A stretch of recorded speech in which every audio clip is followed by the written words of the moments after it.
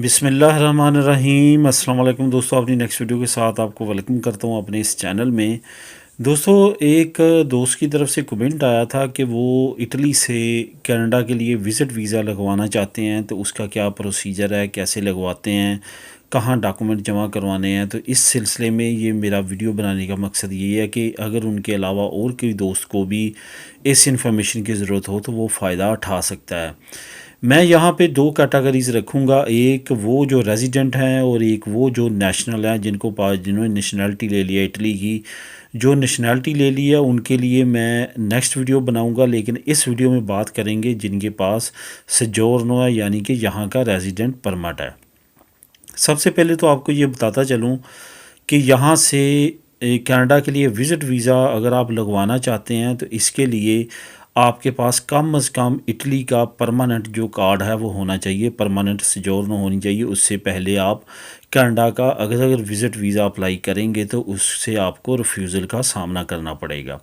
पहली चीज़ तो ये। दूसरी चीज़ ये कि आपने तमाम डॉक्यूमेंट्स जो तैयार करने हैं कनाडा के विज़िट वीज़े के लिए, वो आपने यहाँ जो इटली में एम्बेसी है कनाडा की, वहाँ पे सेंड नहीं करने विज़िट वीज़े के लिए, बल्कि पेरिस में सेंड करने हैं।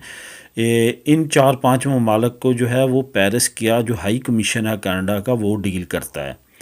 तो इस वजह से आपने बाई डाक वहाँ भेजने हैं, या आप ख़ुद अगर वहाँ पे जाना चाहते हैं तो इस सेम डे में ये तमाम प्रोसेस हो जाता है। यानी कि सुबह आपने सबमिट करवाने होते हैं और शाम को 3-4 बजे के करीब आपको वापस फ़ाइल आपकी मिल जाती है।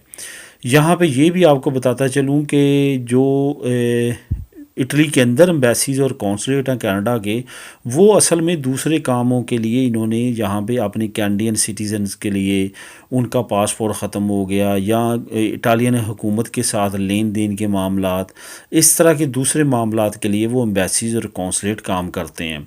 यहाँ तक विज़िट वीज़े का तल्लक है, वो ये डील नहीं करते। उसके लिए आपको जो है वो फ़्रांस यानी पेरिस का जो दारुल हुकूमत है, फ़्रांस का पेरिस, वहीं पे जो हाई कमीशन है कनाडा का, वहीं आपको फ़ाइल सेंड करनी पड़ेगी। इसी तरह स्पेन के, पुर्तगाल के और इटली के, ये तमाम के तमाम वहीं पे सेंड करते हैं और वहीं से विज़िट वीज़ा लग के आता है। अब यहाँ तक तो कवर हो गया। आगे जो आपको मैं बताना चाहता हूँ कि डॉक्यूमेंट्स के लिए 2-3 चीज़ों का आपने ख्याल रखना है। विज़िट वीज़ा कनाडा का लगवाना बहुत मुश्किल नहीं है, मीडियम शोर है, बहुत ज़्यादा मुश्किल नहीं है, बहुत ज़्यादा इजी नहीं है, दरमियाना सा है।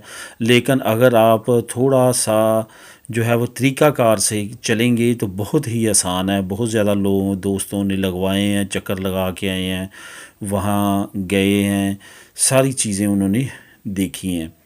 मैं आपको यहाँ पे बताता चलूँ कि कनाडा जो विज़िट वीज़ा आपको देता है, मैक्सिमम 5 साल का देता है। मल्टीपल होता है, 6 महीने से ज़्यादा आप वहाँ पे नहीं रह सकते कंटिन्यूसली। एक मरतबा आपको आउट होना होता है, फिर इन होना होता है, दोबारा 6 महीने तब रह सकते हैं। और मैक्सिमम 5 साल का होता है। मिनिमम जितना आपका पासपोर्ट वैलिड है उतना लगा देते हैं। अगर पासपोर्ट आपका 5 साल तक का वैलिड है, 5 साल का लगा देंगे। अगर पासपोर्ट आपका 4 साल का वैलिड है तो 4 साल का लगाएंगे। अगर 3 साल का तो 3 साल का। इस वजह से जितना पासपोर्ट आपका ज़्यादा वैलिड होगा उतनी ज़्यादा देर का कैनेडियन विज़िट वीज़ा आपका लग जाएगा। अब डॉक्यूमेंट्स कौन कौन से चाहिए? डॉक्यूमेंट्स आपको सबसे पहले तो ये कि आप काम करते हों, आपके बैंक अकाउंट में कम अज़ कम जो है वो 2.5 से 3 हज़ार यूरो हों। ठीक है। होटल बुकिंग आपकी कंफर्म हो। जो एयरलाइन की टिकट आपने नहीं ख़रीदनी, वो नेगेटिव असर पड़ता है अगर आपने ख़रीदी है। वो सिर्फ बुकिंग करनी है, उसकी पेमेंट अदा बिल्कुल नहीं करनी। होटल की बुकिंग कंफर्म करवा लेनी है, ये एक प्लस पॉइंट होता है। उसके बाद जो डॉक्यूमेंट्स में आपने एक तो अपनी कंपनी से हॉलीडे लेटर लेना है कि मुझे इतनी देर के लिए छुट्टी है तो मैं विज़िट के लिए जाना चाहता हूँ।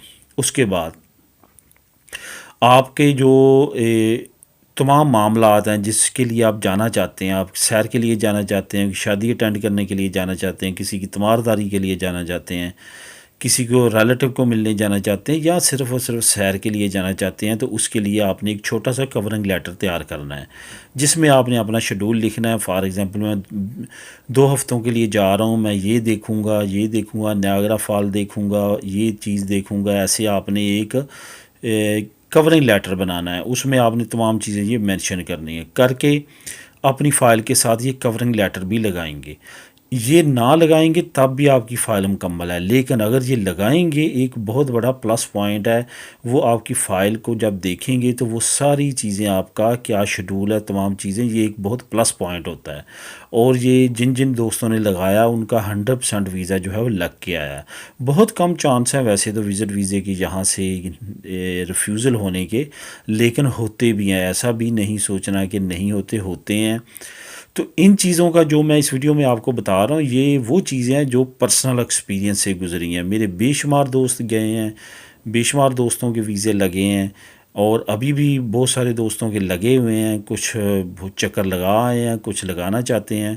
तो इस वजह से ये तमाम चीज़ें वो हैं जो पर्सनल एक्सपीरियंस से गुजरी हैं। और हो सकता है कि कोरोना के बाद मैं भी एक चक्कर लगाऊं और देख के आऊँ तमाम चीज़ें जो कनाडा से रिलेटेड काफ़ी ज़्यादा मशहूर हैं।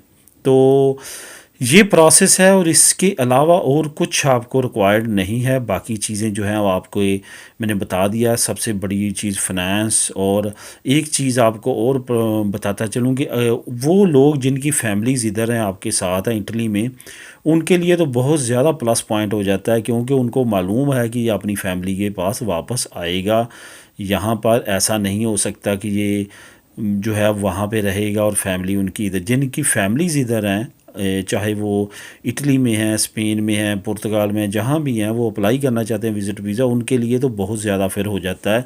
क्योंकि दोस्तों सबसे ज़्यादा जो फ्रैंकली मैं ये कहूँगा कि प्रॉब्लम तब आती है जब उनको खौफ हो जाता है। वो शक में पड़ जाते हैं कि ये बंदा वापस आएगा या नहीं। सबसे ज़्यादा जो रिफ्यूज़ल केस हैं उसकी वजह यही बनती है।